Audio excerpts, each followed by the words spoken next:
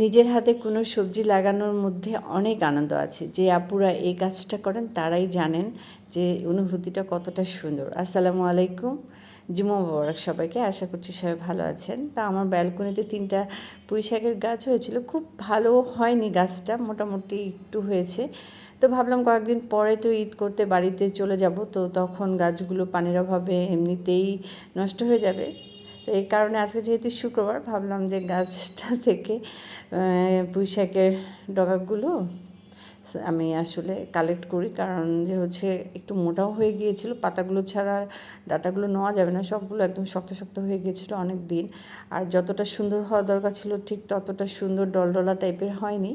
তো যেইভাবে সেই গাছ, তো যেহেতু এটা একটা মেমোরেবল বিষয় তাই আপনাদের সাথে শেয়ার করলাম। আর নিচে দেখতেই পাচ্ছেন আমার একটা মরিচের গাছও হয়েছে, গাছটা থাক।